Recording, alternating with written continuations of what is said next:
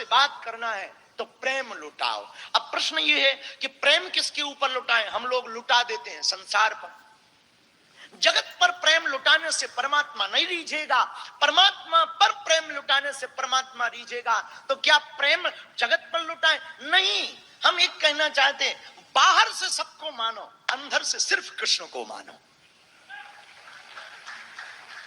अंदर से सिर्फ अपने सदगुरु को मानो, अपने परमात्मा आराध्य को मानो। बाहर से सब रिश्ते निभाओ, भाई का रिश्ता, पति का रिश्ता, पत्नी का रिश्ता, मित्र का रिश्ता, परिवार का रिश्ता, जो तुम्हें भगवान ने नाते संबंध दिए हैं सब चलाओ। पर एक सूत्र हमारी याद रखना, बाहर से संसारी रहो, अंदर से सन्यासी हो जाओ। अंदर से तो वीतराग बन जाओ, ठीक वैसे बन जाओ। यहाँ सब ये हमारा सब इस बस स्टैंड है, होटल में आए हैं, कमरे का किराया दिया है, जितने देर का किराया है उतने देर रहना है, फिर चेकआउट करना ही करना है। ऐसे ही संसार में आए हैं, जितने दिन श्वास का किराया चुकाओगे तब तक रहोगे इस शरीर से, फिर तुम्हें चेकआउट करना पड़ेगा। इसलिए जगत को तुम होटल मानो, लेकिन होटल में बोतल मत खोल लेना, वरना गड़बड़ हो जाएगी। पीना ही है। गुरु नानक की वाणी सुनो। गुरु नानक कहते हैं, पिबत राम रस, पिबत राम रस चढ़त खुमारी।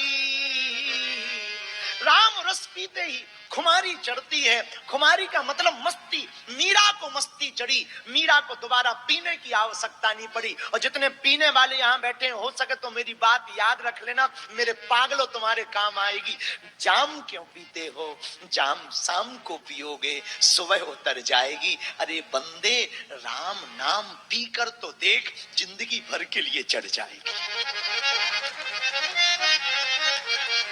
एक बार तुम ये रस पी के देखो, ना चढ़ जाए तो कहना, महलों में पड़ी बन के जोगन चली, मीरा रानी दीवानी कहानी लगी, ऐसी लागी लगन, मीरा हो गई मगन, मीरा हो गई मगन, मीरा हो गई। मीरा ने एक बार रस पिया, जीवन भर वो डोलती रही। और डोली कैसी?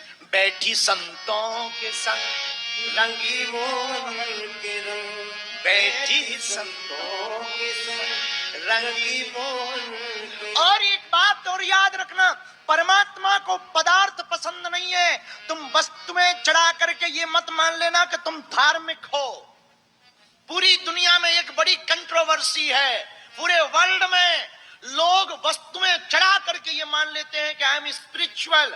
स्पिरिचुअलिटी की कमी हो गई है।